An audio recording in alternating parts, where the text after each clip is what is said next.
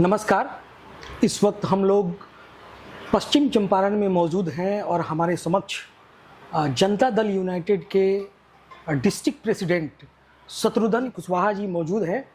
उनसे हम बात करते हैं और वेस्ट चंपारण यानी कि पश्चिमी चंपारण के ज़िले के बारे में कुछ जानकारियाँ एकत्रित करते हैं कि यहाँ क्या समस्याएं हैं। शत्रुघ्न जी, आप द रूट्स न्यूज़ में आपका बहुत बहुत स्वागत है। बहुत बहुत धन्यवाद आपका। आप ये बताइए कि आप यहाँ के स्थानीय नेता हैं और काफ़ी लंबे समय से यहाँ कार्यरत हैं और जेडीयू के डिस्ट्रिक्ट प्रेसिडेंट भी हैं। यहाँ की कौन सी ऐसी स्थानीय समस्याएं हैं जो आपको लगता है कि उसको दूर किया जाना बाकी है? देखिए, यहाँ पश्चिम चंपारण के अंदर 9 विधानसभा क्षेत्र हैं और 9 विधानसभा क्षेत्र में जो हम लोगों का संगठन जिला है उसमें 6 विधानसभा मैं देखता हूँ और 6 विधानसभा क्षेत्र में आप अभी बेतिया में मौजूद है। ये बेतिया विधानसभा क्षेत्र है और बेतिया विधानसभा क्षेत्र में आप 2014 में जाइएगा तो विकास नाम की कोई चीज़ नहीं थी यहाँ। 2014 में जब पूर्व की जो पति पत्नी की सरकार थी उस समय विकास 2005 में 2005 से पहले यहाँ कोई विकास नाम की कोई चीज़ नहीं थी। और 2005 में जब माननीय मुख्यमंत्री श्री नीतीश कुमार जी की जब सरकार बनी तब यहाँ विकास की रफ्तार बढ़ी। यहाँ 2005 से पहले चंपारण में क्रिमिनलों का बोलबाला था। आप जितना दियरा क्षेत्र जाइएगा 2005 से पहले तो यहाँ किलोमीटर के हिसाब से क्रिमिनलों ने अपनी गिरोह बना रखी थी। और जब माननीय मुख्यमंत्री ने गद्दी संभाली तो उन क्रिमिनलों का सफाया यहाँ से हुआ और उसी समय से यहाँ की रफ्तार, विकास की रफ्तार में तेजी आई। तो यह पश्चिम चंपारण में जो समस्याएं हैं, अभी काफ़ी काम हुए हैं विकास के क्षेत्र में और बेतिया विधानसभा में काफ़ी काम हुए हैं जहां आप मौजूद हैं। यहां सरकार ने, माननीय मुख्यमंत्री ने मेडिकल कॉलेज की स्थापना की है जो शहर के बीचों बीच में है और यहाँ इंजीनियरिंग कॉलेज की स्थापना हुई है जो कुमार बाग में आपके चनपटिया विधानसभा में कोई बहुत बड़ा फैक्ट्री है यहाँ पे? यहाँ फैक्ट्री स्टील प्लांट का एक बना लेकिन वो कुमार बाग में स्थित है। लेकिन शिक्षा के क्षेत्र में चूँकि फैक्ट्रियाँ तो बाहर के जो हमारे उद्योगपति हैं वो चंपारण में बहुत उद्योग धंधे तो नहीं लगे, लेकिन शिक्षा के क्षेत्र में, चिकित्सा के क्षेत्र में, रोड के क्षेत्र में काफ़ी काम हुए हैं। इसका मतलब ये आप इस बात को स्वीकार करते हैं? इस बात को हम मानते हैं कि जो उद्योग लगना चाहिए, लेकिन चीनी मिल के क्षेत्र में जो यहाँ चीनी मिलें बंद थी उसमें माननीय मुख्यमंत्री ने उसकी स्थापना की सुगौली और लौरिया में। यहाँ कितनी चीनी मिलें चल रही है? यहाँ आपको कुल 6 चीनी मिलें हैं और 6 चल रही हैं। 6 चीनी मिलें यहाँ चल रही हैं। 2 बंद पड़ी हैं, 4 चल रही हैं। 4 जैसे सुगौली 5 चल रहा है ना, 5 चल रहा है वही कहे। 1 चीनी मिल मेरा चनपटिया बंद पड़ा है, बाकी 5 चीनी मिल यहाँ चल रही है। यहाँ कोई विश्वविद्यालय है, कोई यूनिवर्सिटी है जहाँ उच्च शिक्षा के लिए? इंजीनियरिंग कॉलेज की स्थापना माननीय मुख्यमंत्री जी के आने के बाद हुई है जी। पॉलिटेक्निक कॉलेज बने हैं यहाँ आपको मझोलिया में, फिर आपको ITI कॉलेज बने हैं बेतिया में। काफ़ी शिक्षा के क्षेत्र में काफ़ी काम हुए हैं। तो क्या लगता है आपको, रोजगार के लिए लोग अभी क्या करते हैं यहाँ पे? माननीय मुख्यमंत्री जी ने जो बेरोजगार युवक हैं, जो युवतियां हैं, उनके लिए काफ़ी काम की दिशा में कदम उठाए गए हैं। और जो कुटीर उद्योग हैं, बड़े उद्योग का तो मैं नहीं कहूँगा, बड़े उद्योग तो स्टार्टर उद्योग की स्थापना करके चनपटिया में उन्होंने लोन देकर गरीब जो कोरोना में बाहर से हमारे जो बेरोजगार युवक आए थे, उनके लिए आप यहाँ जाएंगे तो चनपटिया में और कुमार बाग में नए इंडस्ट्रीज एरिया की स्थापना की गई और उसमें स्वरोजगार के तहत लोगों ने, नौजवानों ने अपना स्वयं का रोजगार किया है, जिसमें आप स्टील की जो बर्तन बनाने के सामान है, कपड़े उद्योग हैं, जीन्स हैं, जैकेट है, आपको संक्षेप में आप मुझे बताइए कि आपको अभी क्या लगता है, 20 वर्षों से भारतीय जनता पार्टी और जनता दल यूनाइटेड की सरकार कमोबेश रही है, तो आपको क्या लगता है बिहार में अभी कौन से ऐसे क्षेत्र हैं जिसमें आपको लगता है कि आपकी पार्टी या एनडीए सरकार आगे काम करना चाहती है, उसे लगता है कि इन क्षेत्रों में अभी विकास होना बाकी है? देखिए, सरकार ने बहुत सारा योजना चला रखा है जिससे रोजगार के दिशा में आगे बढ़े, लेकिन अभी रोजगार के क्षेत्र में बहुत सारा काम करना बाकी है।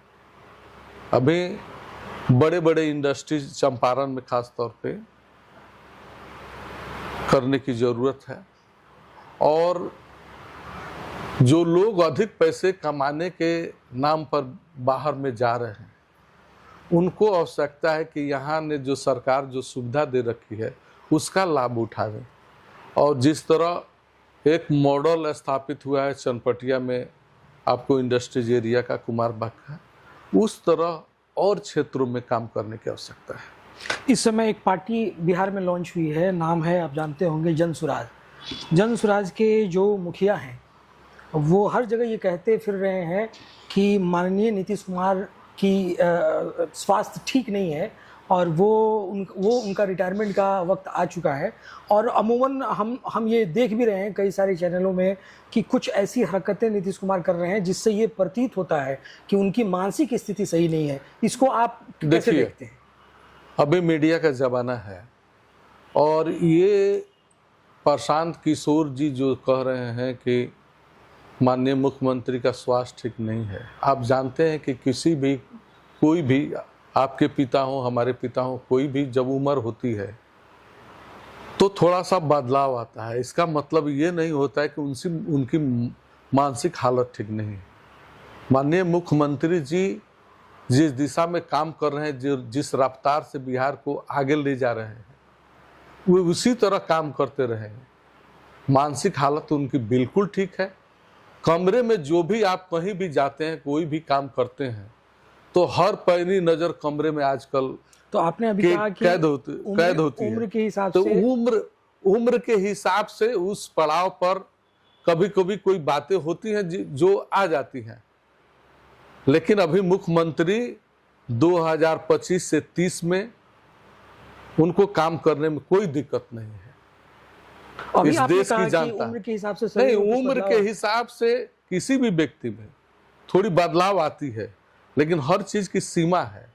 अभी माननीय मुख्यमंत्री को 25 से 30 तक बिहार की विकास को रफ्तार देने में कोई दिक्कत नहीं। जनता दल यूनाइटेड में आप श्री नीतीश कुमार के बाद किसको देखते हैं?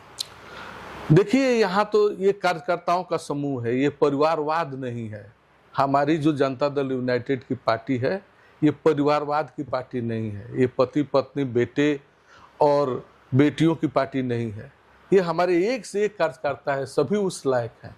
तो इस बार 243 में कितनी सीटें आपको? देखिए, ये हमारा लक्ष्य है एनडीए का 2025 फिर से नीतीश 225 हमारा लक्ष्य। हम लोगों ने पूरे बिहार का 225 रखा है और 225 सीटों पर निश्चित रूप से हमारी एनडीए की सरकार बनेगी और पुनः बिहार के मुख्यमंत्री श्री नीतीश कुमार होंगे। प्रशांत किशोर कह रहे हैं कि अगर 130 या 40 से कम सीट भी अगर हम लाते हैं तो इसको मैं अपनी व्यक्तिगत हार मानूंगा। और इधर आप कह रहे हैं कि हमारा लक्ष्य 220-25 के करीब है। प्रशांत किशोर, कांग्रेस पार्टी भी बहुत ही एक्टिव हो चुकी है बिहार में। जैसे कि हम देख रहे हैं कि आरजेडी और कांग्रेस में बड़ा खींचातानी सीटों को लेकर के चल रहा है। लोग अपना दबाव बनाने की कोशिश में है, तो एक ये समीकरण दिखता है। दूसरा, प्रशांत किशोर बड़ा एक्टिव हैं और ये कह रहे हैं कि 130 और 40 सीट से कम आता है तो इसको मैं अपनी व्यक्तिगत हार मानूंगा। तो क्या देखते हैं आप, माने बिहार में प्रशांत किशोर जी, प्रशांत किशोर जी इसके पहले भी कहे थे उपचुनाव में कि मैं जो उपचुनाव हो रहा है इस सभी सीटों पर हमारी पार्टी जीतेगी। हाल क्या हुआ उनका? कहने में और करने में बहुत अंतर होता है। उन्होंने जिस पार्टी की शुरुआत की है वो यही भितियारवा से उन्होंने उसकी शंखनाद की थी और भितियारवा से उसकी शुरुआत की थी अपनी पार्टी की।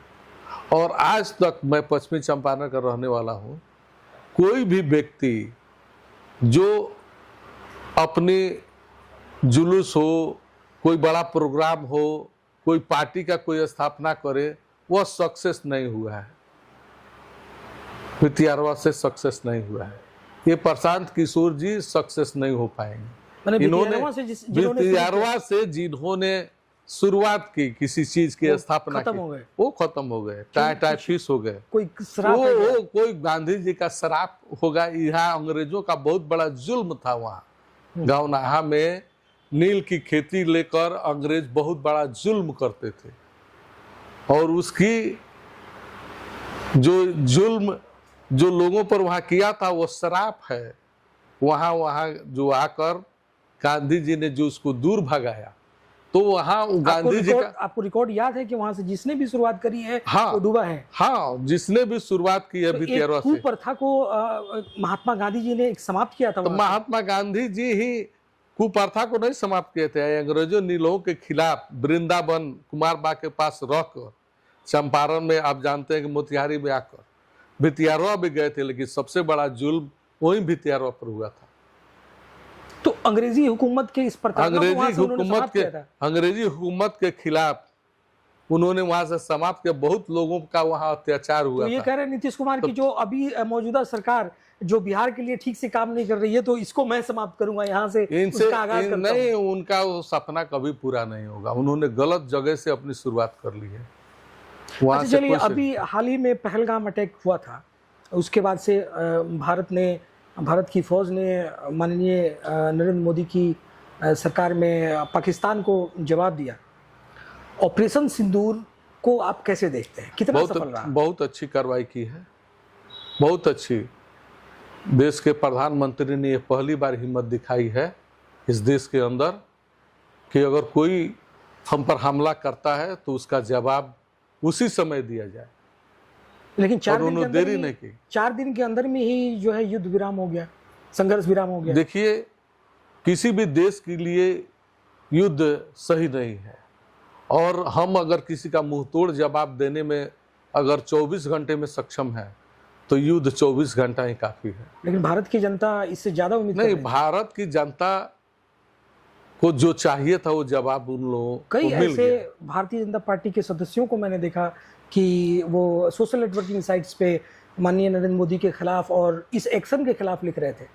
देखिए, सरकार ने जो कदम उठाया वो सराहनीय था और हमने उन आतंकी ठिकानों को जो खत्म किया हमारी सेनाओं ने, और जो हिम्मत और जो साहस दिखाया, जो अपने पराक्रम को उन्होंने दिखाया, उसके लिए हम अपनी सेना को बधाई देते हैं कि उन्होंने युद्ध को लंबा नहीं खींच के और इतना जल्दी दुश्मनों को धूल चटा दिया। इसके लिए हम उनको धन्यवाद देते हैं। चलिए अंतिम के 1-2 प्रश्न लेते हैं। आप बिहार के 2025 के परिणाम के बाद विपक्ष में किसको देखते हैं? देखिए, विपक्ष में जो आप देखते आ रहे हैं कि कई पार्टियां हैं, ये तो जनता के मूड के ऊपर है, लेकिन एक मान के चलिए कि विपक्ष जिस तरह नाम मात्र के रह जाएंगे जब तक मुख्यमंत्री श्री नीतीश कुमार जी रहेंगे।